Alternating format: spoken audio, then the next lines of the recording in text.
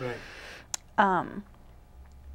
So basically my history was working at the Women's Center. Right. And then I went to this Cape Cod, the Cape Cod Institute, which is beautiful. If you ever get a chance to go, there's a training, and then you can also go whale watching. Yeah, exactly. Yeah. So is this a commercial? There's yes, yes, it is a plug. Maybe they'll let me go for free this year. There's this Dr. Bessel van der Kolk, who works out of Boston, and he's done extensive research on EMDR. And I went to a trauma training with him for a week. It was like a class that you could take there, and he kept talking about EMDR, and he showed us brain scans. They would have people had to write out their story, their trauma, and they would do a brain scan and read the person their trauma. Then they would come out, do EMDR, put them back in, read their story again, and they noticed that different parts of the brain were activated. It had actually moved. So it went from a part of the brain that was more where the trauma was held to a different part. So what they say is it sort of links the two parts of the brain where we hold like trauma and then like the verbal pieces and the things that we're unable to talk about or to, so like talk therapy, for example, doesn't always work with trauma. Some people have great successes with it, but some people don't. I had a client one time who couldn't tell me the full trauma. She told me, you know, most of it, but some parts she wasn't able to tell me. We did a couple rounds of EMDR, we did the eye movements. Then she was able to write it down because it had moved, right, into a different part of her brain. She could write it, but she still couldn't verbalize it. Then we did another round of EMDR, and then she could tell me. And she said, that was so weird. I was like, I know. It's so interesting just to see that full process. Okay, before we get into mechanics, because you're really going to places you've never been before, would you be part of a team? Say, if you worked in a hospital or in a medical center, would you be part of the team with the psychologist, psychiatrist, or what would you call me? Right, an EMDRist? Right, yeah, that would be great if there were EMDRists. I had worked actually, I worked at New York Presbyterian Hospital in the methadone clinic, and the supervisor there had given me permission to start the process with some of the clients. But there are many things that you have to do. There's sort of a protocol. Right. So it was difficult. Did the medical person hand this person off to you, say, Tina, here, you want to try this for me? Or did the person do all he or she could do and say, Tina, you tried, I don't know? Well, it was a client that had been known to have had a history of traumas. And there are two clients in particular. But I didn't end up getting to do it with them because there is a very specific protocol. Right. So the person has to be stable. They have to be, you have to make sure you check for addiction. There's no addiction going on.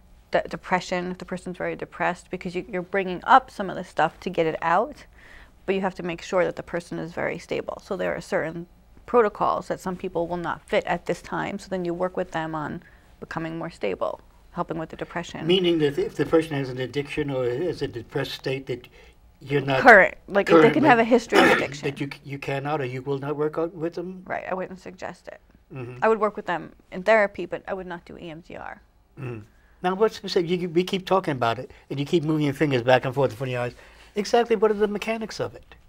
So basically, I'll go through the whole protocol. So the first thing is you say, what's the event? So let's say there's one client that allows me to share her story because it's the first person that I had ever done it with, and it is difficult to explain. So she allows me to share her story. So the presenting issue for her was that she had found her ex-boyfriend who had committed suicide. Okay. So that's a presenting issue. Now, had she seen any other professionals before coming to you? She had.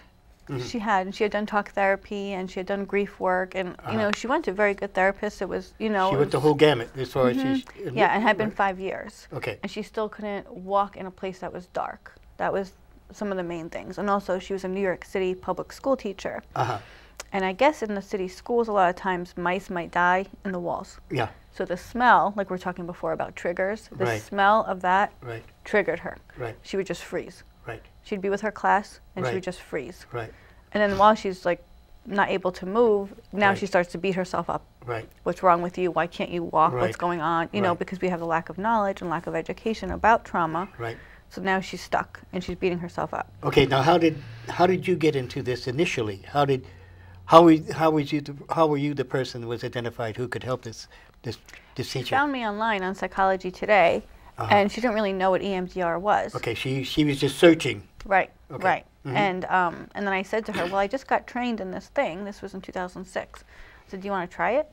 She's like, all right. You know, at this point, she's like, you know, and she's like, if you wave your fingers in front of my face and it doesn't work, it's not going to hurt me, you know? I'm like, okay. Immediately. Is this how it was described in the internet or whatever? Finger waving in front of face or something like that? Well, not, I mean, not this quite, is how people understand it? The way it is they say bilateral stimulation. It's BLS. So it's any bilateral stimulation. So what it would be was if your eyes move back and forth like this, like you do in REM sleep. So that's what they likened it to. So when they say sleep on it, or if you're upset about something, they say sleep on it, you are actually processing when you're dreaming. When your eyes are moving back and forth, you're actually processing. So sleeping on it is actually a good thing to do. So they think that's why it works, is because it's sort of activating the same sort of stimuli where you're able to process. So for example, people who are veterans might have insomnia. In her original Eureka moment make this connection between REM sleep? No. Okay. It was, she just started moving her eyes back and forth and realizing the more she did that, the more she was able to process. And then she also says in her book that she would tell her friends to do it, but not everyone has the eye muscle control to be able to do it themselves. So that's where she came up with the fingers. She would say, follow my fingers. Then they would follow her fingers. And then she realized, what about other bilateral stimulation? She realized it's right-left brain. And then more and more research was done. So then you can use knee taps. But it's not at the same time as 1, 1, 1, 1, 1, 1.